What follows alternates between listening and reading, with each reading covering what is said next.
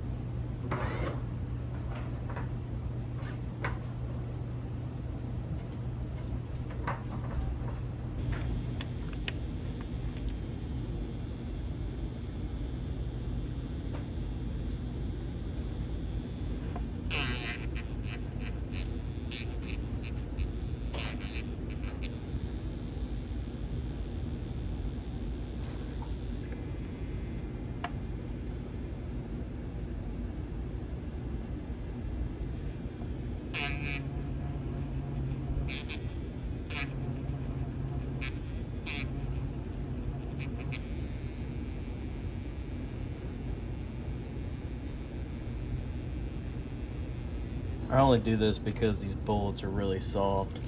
If you can see some of these other ones that I've already seated here, get that ring around them. So if the powder's not low enough and you start compressing the load, you'll get a little ring around the bullet, and probably doesn't affect it very much, but I like to keep stuff nice and neat. So you can see how much it drops that charge. That 26 charge was pretty far up there, and it dropped it down the level with the bottom of the neck. So we'll see what happens. All right, 25.2. I have to see what these dudes need to be seated at. 2.229 is what I got on my paper for my overall length. We got a little ways to go. 2.31. I don't know if the die's set where I had it before. We'll take it nice and slow. We're at 2.27.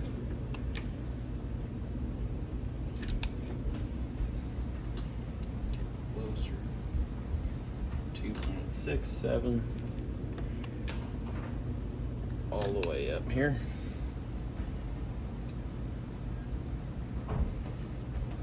2.66. So we need to go down another 5, 10,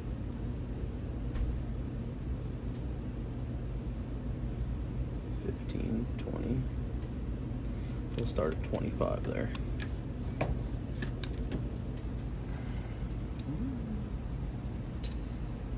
.40. Sorry, 2.240. Another 10. That all it gives us there.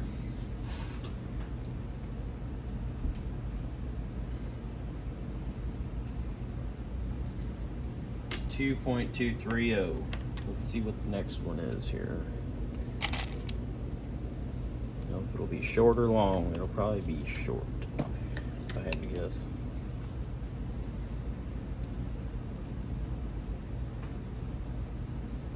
Yep. Need to come out 7 thousandths. That other bullet I was putting in there had a little crease right there where the bullet seater's at, and that probably didn't help none, seating it in there. Probably should have just picked a different bullet.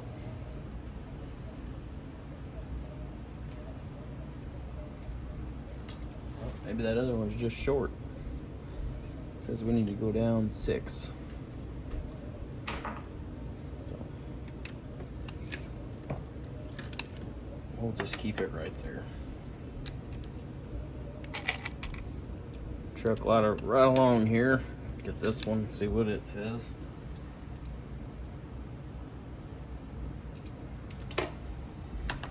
.25. We'll split the difference.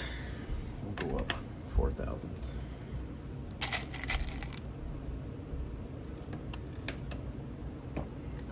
All this is fire formed brass, of course. It's mixed brass. Some of it's federal, some of it's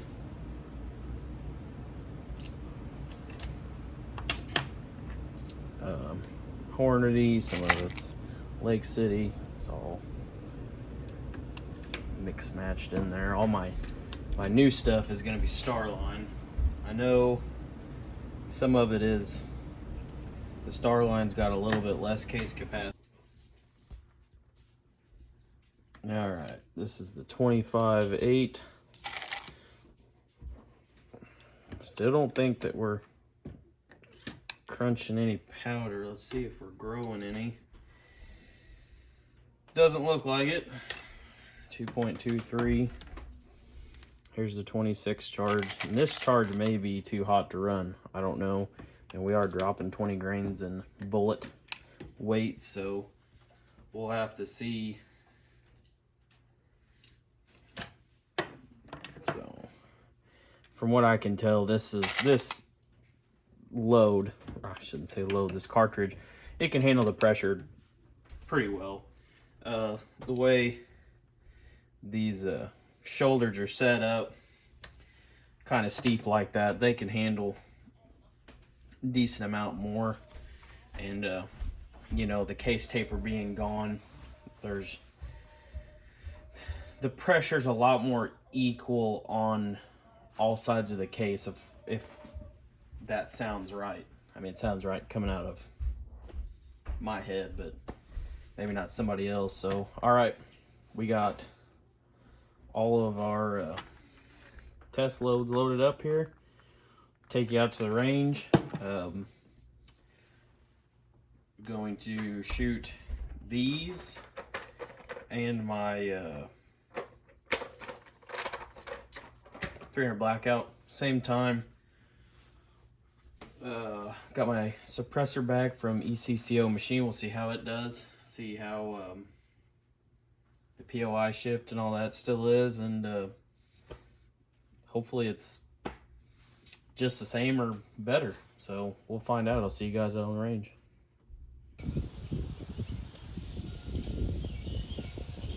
All right, guys. 65 grain vmax out of the mongoose here. Got a little bit of wind, so this camera's gonna shake a little bit. gonna go ahead and send these down range. Let's see what kind of grip we can get here and some velocities.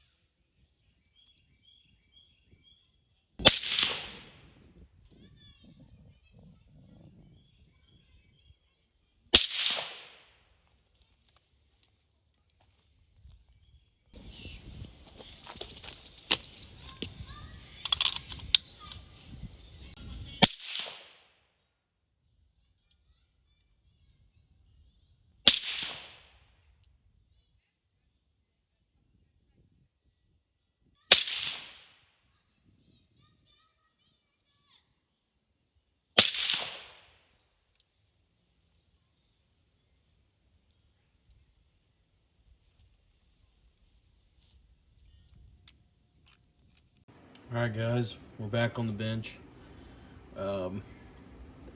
Here's our data and the brass. As you can see, we started at 25.2 grains. This was IMR 4895, and we worked in 0.2 grain increments all the way down to 26. We're just looking for velocity nodes. It seems right here we had one, and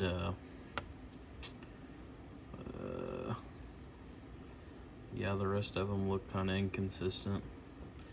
So, but being that one's 2942, these are 2940, so there may be one just 0.1 grain lower, so like 25.9. Maybe there's one there, or maybe 26 is just the middle of the node. But that's the node that we're gonna go for on this one. The brass was a little weird. The pressure signs and stuff. As you can see, this was our 25.6 grain charge, and we were getting some pretty hard ejector swipe on there. Or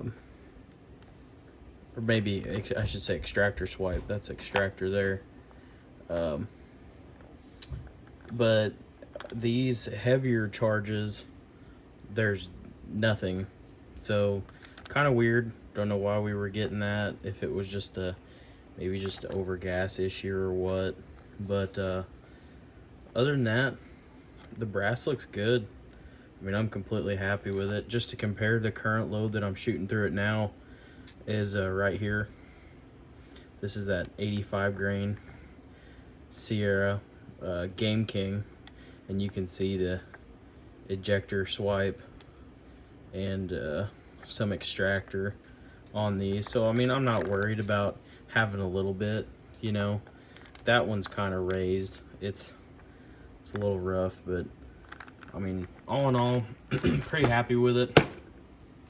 I would have liked to seen a little bit faster, but it's not the end of the world. I mean, I wanted to try to push this out to maybe 300 yards as far as like a coyote cartridge, because I think that, you know, this is my unpopular opinion, but I really think that this is a better option than the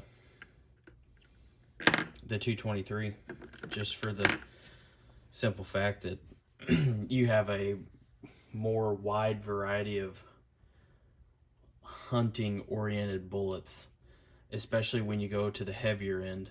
You know, with 223, it's kind of hard to see hunting bullets on the heavier end, you know. So I mean, yeah, we're only shooting 65 grain. vmax is out of it, but you know, 223's got the 60 grain vmax.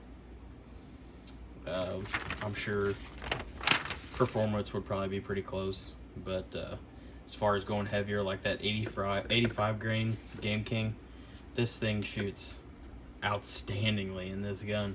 I would not be looking for another load if I could still find those bullets right now. I mean, it's sub MOA all day long. It'll hit out to, I had it out to 340 yards on a 10-inch plate, just hammering it. I mean, it works, and it's a hunting bullet.